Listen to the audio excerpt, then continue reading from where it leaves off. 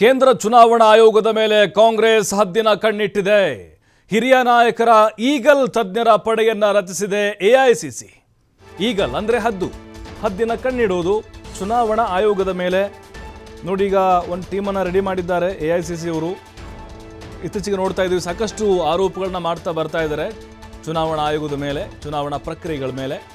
ಅಜಯ್ ಮಾಕೇನ್, ದಿಗ್ವಿಜಯ್ ಸಿಂಗ್ ಸೇರಿ ಹಲವರು ಘಟಾನುಘಟಿ ನಾಯಕರಿದ್ದಾರೆ ಇದರಲ್ಲಿ. ಪದೇ ಪದೇ ಆಯೋಗದ ನಡೆ ಬಗ್ಗೆ ಅಸಮಾಧಾನ ಕಾಂಗ್ರೆಸ್ ಹೊರಹಾಕ್ತಾ ಬರ್ತಾ ಇದೆ. ಇದೀಗ ಆಯೋಗದ ಲೋಪದೋಷಗಳ ಮೇಲೆ ಬೆಳಕು ಚೆಲ್ಲಲು ಈ ಟೀಮನ್ನು ರಚನೆ ಮಾಡಿದ್ದಾರೆ. ಚುನಾವಣೆಗಳಲ್ಲಿ ಪಾರದರ್ಶಕತೆ ಉಳಿಸಿಕೊಳ್ಳುವ ನಿಟ್ಟಿನಲ್ಲಿ ಈ ತಂಡ ರಚನೆಯಾಗಿದೆ. ಮಹಾರಾಷ್ಟ್ರ, ಹರಿಯಾಣ ಚುನಾವಣಾ ಎಡವಟ್ಟುಗಳ ಬಗ್ಗೆ ಅಧ್ಯಯನವನ್ನು ಮಾಡಲಿದ್ದಾರೆ. ಯಾಕಂದರೆ ಮಹಾರಾಷ್ಟ್ರದಲ್ಲಿ ನಾವು ನೋಡಿದ್ವಿ, ಹರಿಯಾಣದಲ್ಲೂ ಕೂಡ ಅಂದರೆ ಇವರು ಆರೋಪ ಮಾಡಿದ್ದು ಅಲ್ಲಿ ಪಾರದರ್ಶಕವಾಗಿ ಚುನಾವಣೆ ನಡೆದಿಲ್ಲ. ಅಂದರೆ ಟೈಮು ಏನಿದೆ ಇಲ್ಲಿ, ಸಂಜೆ 1 ಗಂಟೆ ಅವಧಿಗೂ ಮೀರಿ ಅಥವಾ ನಿರೀಕ್ಷೆಗಿಂತ ಮೀರಿ ವೋಟ್ ಶೇರಿಂಗ್ ಆಗಿದೆ ಇಲ್ಲಿ, ಇದು ಸಾಧ್ಯನಾ ಅಂಥೇಳಿ ಪ್ರಶ್ನೆಗಳನ್ನು ಮಾಡಿದರು.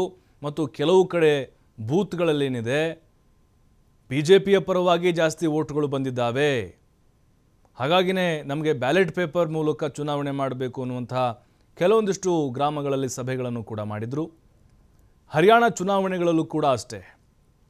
ಅಂದರೆ ಇಲ್ಲಿ BJPಗಿಂತ ಉಳಿದಂಥ ಅಭ್ಯರ್ಥಿಗೆ ಅದು ಸ್ಟ್ರಾಂಗ್ ಇರುವಂತಹ ಕೆಲವೊಂದಿಷ್ಟು ಕಾನ್ಸ್ಟಿಟ್ಯುನ್ಸಿಗಳಲ್ಲೇ ವೋಟ್ ಪ್ರಮಾಣ ಕಡಿಮೆ ಆಗಿದೆ, ಈ ರೀತಿ ಅನುಮಾನಗಳನ್ನು ಹೊರಹಾಕಿದ್ರು.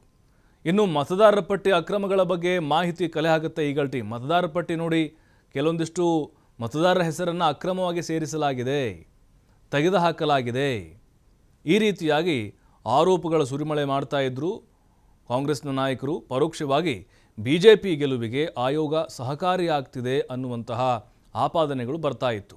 ಇದರ ಆಧಾರದ ಮೇಲೆ ಅಧ್ಯಯನವನ್ನು ನಡೆಸುತ್ತೆ ಕಾಂಗ್ರೆಸ್ ಈಗಲ್ ಟೀಮ್. ಮಾಹಿತಿ ಸಂಗ್ರಹಿಸಿ ವರದಿ ರೂಪದಲ್ಲಿ ಎಐಸಿಸಿಗೆ ಈ ಒಂದು ತಂಡ ಕೊಡುತ್ತೆ.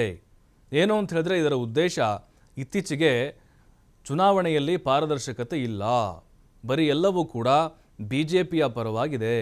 ಮಹಾರಾಷ್ಟ್ರದಲ್ಲಿ ದೊಡ್ಡ ಪ್ರಮಾಣದ ಎಡವಟ್ಟುಗಳಾಗಿದೆ ಚುನಾವಣಾ ಆಯೋಗದಿಂದ ಅಂಥೇಳಿ ಕಾಂಗ್ರೆಸ್ನವರು ಆರೋಪವನ್ನು ಮಾಡಿಕೊಂಡು ಬರ್ತಾ ಇದ್ರು. ಮತ್ತು ಕಾನೂನಾತ್ಮಕವಾಗಿ ಕೂಡ ಹೋರಾಟವನ್ನು ಮಾಡಿಕೊಂಡು ಬರ್ತಾ ಇದ್ರು. ಈಗ ಈಗಲ್ ಟೀಮ್ ಮಾಡಿದ್ದಾರೆ, ಅಂದರೆ ಹದ್ದಿನ ಕಣ್ಣಿಡೋದು. ಚುನಾವಣೆಗಳು ಹೇಗೆ ನಡೀತಾ ಇದೆ, ಏಜೆಂಟ್ಗಳ ವಿಚಾರ ಆಗಿರ್ಬೋದು, ಜೊತೆಗೆ ಅಲ್ಲಿ ಇವಿಎಂ ಮಷಿನ್ ಬಗ್ಗೆ ಸಾಕಷ್ಟು ಅನುಮಾನಗಳನ್ನು ವ್ಯಕ್ತಪಡಿಸ್ತಾ ಇದ್ರು ಕಾಂಗ್ರೆಸ್ನ ನಾಯಕರು.